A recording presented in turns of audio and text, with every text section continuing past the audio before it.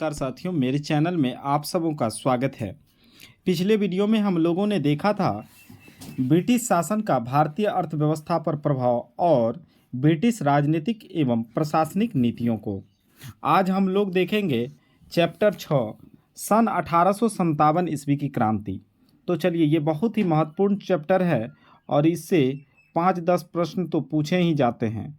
तो चलिए हम लोग जो है शुरू करते हैं इस चैप्टर को। तो इसमें सबसे पहला प्रश्न है कि 1857 ईस्वी की क्रांति सर्वप्रथम कहाँ से प्रारंभ हुई थी। तो 1857 ईस्वी की क्रांति जो है ये मेरठ से प्रारंभ हुई थी 10 मई 1857 ईस्वी को। अगला प्रश्न है कि 34वीं रेजिमेंट के सिपाही मंगल पांडे ने किस स्थान पर विद्रोह किया था। तो मंगल पांडे जो है ये बैरकपुर छावनी में विद्रोह किया था और यह पश्चिम बंगाल में अवस्थित है। अगला प्रश्न है कि वर्ष 1857 के स्वाधीनता संग्राम के प्रतीक क्या थे। तो वर्ष 1857 के स्वाधीनता संग्राम के प्रतीक थे कमल और रोटी। अगला प्रश्न है कि वर्ष 1857 के विद्रोह का तत्कालिक कारण क्या था। तो वर्ष 1857 के विद्रोह का तत्कालीन कारण था कि इनफील्ड राइफल में चर्बी वाले कारतूस का प्रयोग। तो मुख्य रूप से इसका कारण था चर्बी वाले कारतूस का प्रयोग। आगे नोट है कि अंग्रेजों की शोषणकारी आर्थिक, राजनीतिक, धार्मिक व प्रशासनिक नीतियों के प्रभाव ने 1857 के विद्रोह को जन्म दिया। तो अंग्रेजों का जो ये दमनकारी नीति था, धार्मिक, राजनीतिक और प्रशासनिक नीतियों के कारण ही सन 1857 ईस्वी के विद्रोह का जन्म दिया। अगला प्रश्न है कि 1857 ईस्वी के विद्रोह के समय भारत का गवर्नर जनरल कौन था। जब 1857 ईस्वी में विद्रोह हुआ था तो उस समय भारत का गवर्नर जनरल था लॉर्ड कैनिंग। अगला प्रश्न है कि 1857 ईस्वी के विद्रोह के समय ब्रिटिश प्रधानमंत्री कौन था। तो 1857 ईस्वी के विद्रोह के समय ब्रिटिश प्रधानमंत्री था पाम स्टर्न। अगला प्रश्न है कि 1857 ईस्वी के स्वतंत्रता संग्राम से संबंधित पहली घटना कौन सी थी। तो पहली घटना थी कि सैनिकों का दिल्ली के लाल किले पर पहुंचना। अगला प्रश्न है कि 1857 के विद्रोह में भाग लेने वाले सर्वाधिक सैनिक किस राज्य क्षेत्र से थे। तो सबसे अधिक सैनिक जो भाग लिए थे वो अवध के थे। तो इसका उत्तर हो जाएगा अवध। अगला प्रश्न है कि 1857 ईस्वी में किसने इलाहाबाद को आपातकालीन मुख्यालय बनाया था। तो लॉर्ड कैनिंग जो है इलाहाबाद को आपातकालीन मुख्यालय बनाया था। अगला नोट है कि केंद्रीय संगठन की कमी तथा सुनियोजित रणनीति के अभाव में 1857 ईस्वी का विद्रोह असफल रहा। अगला प्रश्न है कि लखनऊ में 1857 ईस्वी की क्रांति का नेतृत्व किस महिला ने किया था। तो लखनऊ में 1857 ईस्वी की क्रांति का नेतृत्व बेगम हजरत महल ने किया था। अगला प्रश्न है कि 1857 ईस्वी की स्वाधीनता संघर्ष में प्रमुख भूमिका निभाने वाली रानी लक्ष्मीबाई का जन्म कहाँ हुआ था। तो रानी लक्ष्मीबाई का जन्म वाराणसी में हुआ था। अगला प्रश्न है कि रानी लक्ष्मीबाई को अंतिम युद्ध में किसने पराजित किया। तो रानी लक्ष्मीबाई को कैप्टन ह्यूरोज ने पराजित किया था। अगला प्रश्न है कि असम में 1857 ईस्वी की क्रांति का नेता कौन था। तो असम में 1857 ईस्वी की क्रांति का नेता था दीवान मनीराम दत्त। दीवान मनीराम दत्त जो है 1897 ईस्वी के क्रांति के नेता थे असम में।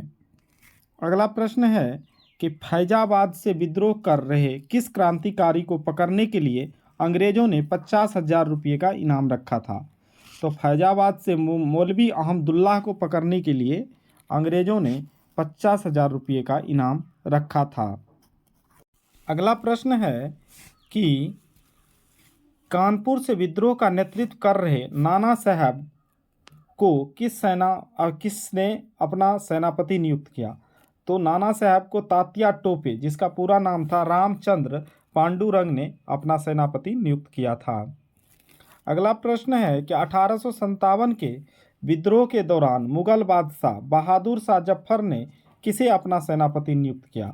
तो बहादुर शाह जफर जो थे इन्होंने बख्त खां को अपना सेनापति नियुक्त किया था। आगे हम लोग देखेंगे 1857 ईस्वी के विद्रोह के प्रमुख केंद्र व प्रमुख विद्रोही नेता। पहला था इसमें दिल्ली। दिल्ली पहला केंद्र था दिल्ली। दिल्ली विद्रोही नेता था। इस दिल्ली से बहादुर शाह द्वितीय बख्त खां ये सैन्य नेतृत्व कर रहा था। विद्रोह की तिथि दिल्ली में 11 मई 1857 को विद्रोह शुरुआत हुई थी और इसका दमन करता थे निकलसन और हडसन। इन दोनों मिलकर के वहाँ दिल्ली के विद्रोह को दबा दिया था। दूसरा केंद्र था लखनऊ। लखनऊ से विद्रोही नेता थे बेगम हजरत महल और विरजिस कादिर। विद्रोह तिथि 4 जून 1857 को विद्रोह शुरू हुआ था और इसके दमन करता थे कॉलिन कैंपबेल। कॉलिन कैंपबेल जो है इस विद्रोह को दबा दिए थे। तीसरा केंद्र था झांसी या ग्वालियर। यहाँ से विद्रोही नेता थे रानी लक्ष्मीबाई तात्या टोपे। विद्रोह शुरुआत हुई थी 4 जून 1857 को और यहाँ के दमनकर्ता थे जनरल ह्यूरोज। चौथा केंद्र था कानपुर। कानपुर यहाँ विद्रोही नेता थे नाना साहब और तात्या टोपे सैन्य नेतृत्व कर रहे थे और विद्रोह तिथि थी 5 जून 1857 को और दमनकर्ता थे कॉलिन कैंपबेल। पांचवा केंद्र है इलाहाबाद। इलाहाबाद के विद्रोही नेता थे लियाकत अली और विद्रोह की तिथि थी 6 जून 1857 को और दमनकर्ता थे कर्नल नील। छठा केंद्र था फैजाबाद। यहाँ विद्रोही नेता थे मौलवी अहमदुल्ला। विद्रोह शुरुआत हुआ था जून 1857 को। दमनकर्ता थे कर्नल नील। अगला है केंद्र 7वां जगदीशपुर। जगदीशपुर से विद्रोही नेता थे कुंवर सिंह और अमर सिंह। विद्रोह की तिथि थी 12 जून 1857। दमनकर्ता थे विलियम टेलर व विसेंट आयर। 8वां केंद्र है बरेली। बरेली से विद्रोही नेता थे खान बहादुर खां। विद्रोह की तिथि थी जून 1857 और दमनकर्ता थे विसेंट आयर। 9वां केंद्र था फतेहपुर। फतेहपुर जो है यहाँ नेता थे अजीम उल मुल्ला और विद्रोह तिथि थी 1857 ईस्वी और दमनकर्ता थे जनरल रेनार्ड। जनरल रेनार्ड यहाँ के दमनकर्ता थे। आगे नोट है कि सन 1857 के विद्रोह के समय मुगल बादशाह बहादुर शाह जफर थे। इन्होंने इस विद्रोह का अखिल भारतीय नेता माना गया था। तो सन 1857 ईस्वी का जो विद्रोह हुआ था उस समय मुगल शासक बहादुर शाह जफर थे। इन्हें इस विद्रोह का अखिल भारतीय नेता माना गया था। अगला नोट है कि वर्ष 1857 के विद्रोह के दमन के पश्चात भारत शासन अधिनियम 1858 पारित किया गया। इसके माध्यम से भारत का शासन ईस्ट इंडिया कंपनी के हाथों से निकलकर ब्रिटिश क्राउन के हाथों में चला गया। तो ये इंपॉर्टेंट पॉइंट है कि ब्रिटिश क्राउन के हाथों में भारत का शासन कब गया? भारत शासन अधिनियम 1858 के द्वारा। अगला प्रश्न है कि महारानी विक्टोरिया ने भारतीय प्रशासन को ब्रिटिश ताज के नियंत्रण में लेने की घोषणा कब की थी? तो महारानी विक्टोरिया जो है भारतीय प्रशासन को ब्रिटिश ताज के अंतर्गत 1 नवंबर 1858 ईस्वी को लेने की घोषणा की थी। अगला प्रश्न है कि वर्ष 1857 के विद्रोह के दमन के पश्चात भारतीय सेना का पुनर्गठन के लिए किस आयोग का गठन किया गया था? तो 1857 के विद्रोह के पश्चात भारतीय सेना का पुनर्गठन के लिए पील आयोग का गठन किया गया था। अगला प्रश्न है कि वर्ष 1858 के भारत शासन अधिनियम के द्वारा किसे भारत का प्रथम वायसराय बनाया गया? तो लॉर्ड कैनिंग को भारत का प्रथम वायसराय बनाया गया था। अगला प्रश्न है कि 1857 ईस्वी के विद्रोह में कौन सा शायर अंग्रेजों का आलोचक था? तो मिर्जा गालिब जो था ये अंग्रेजों का आलोचक था। आगे नोट है कि भारत के शिक्षित मध्यम वर्ग तथा जमींदारों ने 1857 के विद्रोह में तटस्थता बनाए रखी थी। अगला प्रश्न है कि 1857 के विद्रोह के कारण पर भारतीय भाषा में लिखने वाले प्रथम भारतीय कौन थे? तो भारतीय भाषा में लिखने वाले प्रथम भारतीय थे सर सैयद अहमद खां।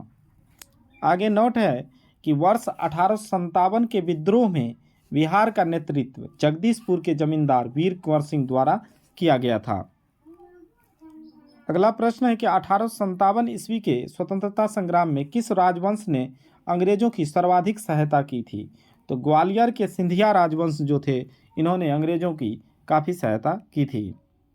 आगे हम लोग देखेंगे 1857 पर आधारित प्रमुख पुस्तकों को।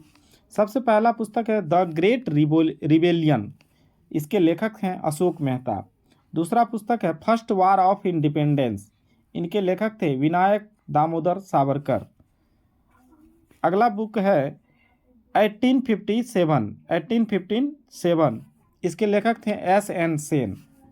अगला है सिपाही mutiny and the revolt of 1857, इसके लेखक हैं R.C. मजूमदार। अगला पुस्तक है हिस्ट्री ऑफ इंडियन म्यूटिनी, इसके लेखक थे T.R. होम्स। अगला पुस्तक था रिबेलियन 1857, इसके लेखक हैं P.C. जोशी। आगे है causes of the Indian revolt, इसके लेखक थे सर सैयद अहमद खां। अगला प्रश्न है कि किसने 1857 के विद्रोह को स्वतंत्रता की पहली लड़ाई कही थी? तो वी.डी. सावरकर जो हैं, इन्होंने कहा था कि 1857 के विद्रोह को स्वतंत्रता की पहली लड़ाई। अगला प्रश्न है कि सन 1857 के विद्रोह को एक षड्यंत्र की संज्ञा किसने दी थी? तो सन 1857 के विद्रोह को एक षड्यंत्र की संज्ञा सर जेम्स आउट्रम एवं W. टेलर ने दिया था। अगला प्रश्न है कि तथाकथित प्रथम राष्ट्रीय स्वतंत्रता संग्राम न तो प्रथम न राष्ट्रीय न ही स्वतंत्रता संग्राम था, यह कथन किसका है? यह कथन था R.C. मजूमदार का कि 1857 का जो क्रांति था यह न तो प्रथम राष्ट्रीय स्वतंत्रता संग्राम था न ही, तो ये कहने वाले थे R.C. मजूमदार। अगला प्रश्न है कि भारतीय स्वाधीनता आंदोलन का सरकारी इतिहासकार कौन था? भारतीय स्वाधीनता आंदोलन का सरकारी इतिहासकार था S.N. सेन। आगे हम लोग देखेंगे 1857 विद्रोह पर आधारित प्रमुख मत को। तो सबसे पहले इसमें इतिहासकार थे डॉक्टर S.N. सेन। इन्होंने कहा कि जो कुछ धर्म के लिए लड़ाई के रूप में प्रारंभ हुआ वह स्वतंत्रता संग्राम के रूप में समाप्त हुआ। दूसरे लेखक थे अशोक मेहता। इनका मत था कि 1857 ईस्वी के विद्रोह का स्वरूप राष्ट्रीय था। अगला लेखक हैं वी.डी. सावरकर। इन्होंने कहा कि 1857 ईस्वी का विद्रोह एक सुनियोजित राष्ट्रीय स्वतंत्रता संग्राम था। अगला लेखक हैं doctor R.C. Majumdar. R.C. Majumdar का कहना था कि तथाकथित प्रथम राष्ट्रीय संग्राम न तो प्रथम न ही राष्ट्रीय और न ही स्वतंत्रता संग्राम था। अगला लेखक थे सर जॉन लॉरेंस। इनका कहना था यह पूर्णतः सिपाही विद्रोह था। अगले इतिहासकार थे बेंजामिन डिजराइली। बेंजामिन डिजराइली का कहना था कि 1857 ईस्वी का विद्रोह एक राष्ट्रीय विद्रोह था। अगले इतिहासकार हैं P. रॉबर्टसन। P. रॉबर्टसन का कहना था कि 1857 ईस्वी का विद्रोह केवल एक सैनिक विद्रोह था जिसका तत्कालिक कारण चर्बी युक्त कारतूस था। अगले लेखक हैं T.R. होम्स। T.R. होम्स का कहना था कि यह सभ्यता एवं बर्बरता का संघर्ष था। अगला लेखक था W. टेलर और जेम्स आउट्रम। इनका कहना था कि यह अंग्रेजों के विरुद्ध हिंदू मुसलमानों का षड्यंत्र था। अगला लेखक है रीज का कहना था कि ईसाई धर्म के विरुद्ध एक धर्मयुद्ध था। तो इन सभी लेखों के विचारों को याद रखना चाहिए, ये परीक्षा में पूछे जाते हैं। आगे नोट है कि रानी लक्ष्मीबाई की मृत्यु पर ह्यूरेज ने कहा था कि भारतीय विद्रोह में वह अकेली पुरुष थी। तो इसीलिए तो कहा जाता है कि रानी लक्ष्मीबाई जो थी बहुत ही वीरांगना थी। धन्यवाद दोस्तों। वीडियो अच्छी लगी तो वीडियो को लाइक करें, शेयर करें और हमारे चैनल को सब्सक्राइब करें। धन्यवाद।